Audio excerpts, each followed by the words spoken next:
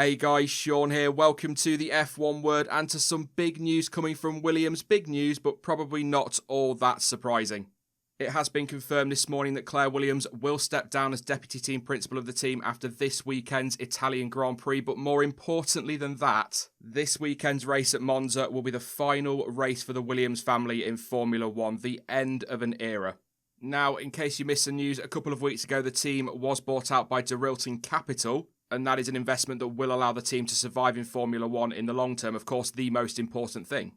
As ever, I'll give a few of my thoughts a little bit later in the video, but there's just a couple of quotes I want to go over that I've picked out from the press releases, which you can find linked below if you're interested in reading them in full. And regarding the decision, Claire Williams said, "I have taken the decision to step away from the team in order to allow Dorilton a fresh start as the new owners. It has not been an easy decision, but it's one I believe to be right for all involved.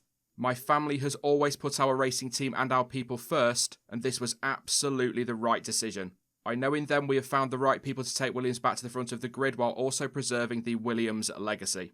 Claire also had a few things to say with regard to the Williams family walking away from Formula One, adding, "With the future of the team now secured, this feels like the appropriate time for us to step away from the sport. As a family, we have always prioritised Williams.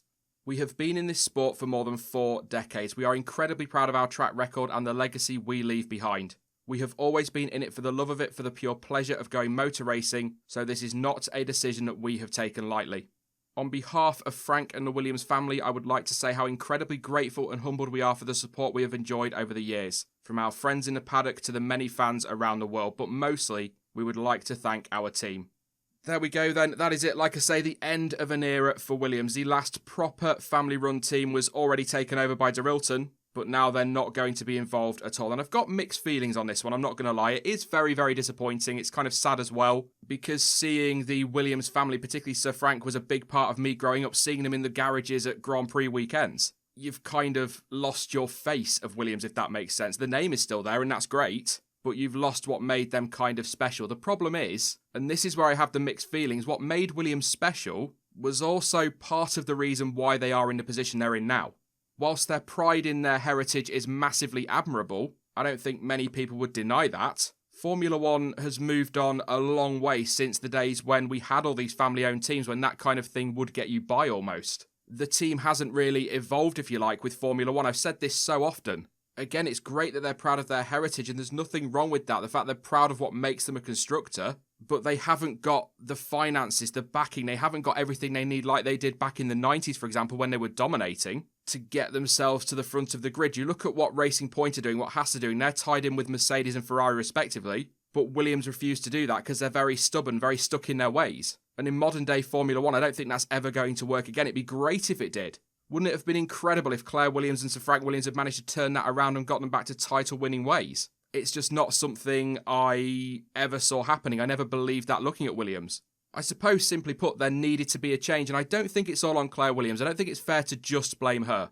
She took over when Sir Frank decided to step aside. What she did was come in and just continue to build on what Sir Frank had done, and the problem was that was only ever going to get them so far. What she needed to do, and okay, this is easy to say with the benefit of hindsight, is kind of revolutionise that team. Say to Sir Frank, look, I love our family, I love our heritage, I love what we've done, but Formula One's changed and we need to change with it. So let's go and talk to Mercedes. They want us to take on George Russell. Let's get a cheap engine. Let's get the gearbox. Let's maybe get some extra parts like Racing Point have done. And then we'll copy their design as well within the regulations. But they were so adamant that they wanted to carry on as they were that they've not really seen any progress. Of course, this year has been a big step forward from last year, but they're still right towards the back of the grid. So yeah, on a personal level, it is sad to see the Williams family walk away. But when you look at it from a sporting perspective and a business perspective, it could end up being just the catalyst, if you like, that Williams need to start to improve, to move forward, to open this next chapter. And I wouldn't be at all surprised if we now start to hear stories about Dorilton talking to Mercedes, for example, and trying to get some kind of deal done. The Williams team is a great team, and their history in Formula One is phenomenal. They are one of the most successful teams in the sport's history, and they should never forget that, and nobody should ever forget that. I get that people like to look at them now as a bit of a meme, but they weren't always like that. And although they've got, even with this new investment, a hell of a long way to go, 2022, as I said about Ferrari yesterday, is a great opportunity for them to steal a march on their rivals and make a big leap forward. So by making the changes now, Williams stepping away and bringing in that investment, That gives them a good year, a little bit longer, to work on their 2022 car, get things in the right position, do some deals if they need to, and take advantage of this opportunity. In the short term, though, I think just carrying on what they're doing this season, they have made a big step forward. There's no doubt about that. But the problem is, that big step forward is still well off the pace. Of course, they're definitely more competitive, and it's great to see them fighting Haas and Alfa Romeo at some races.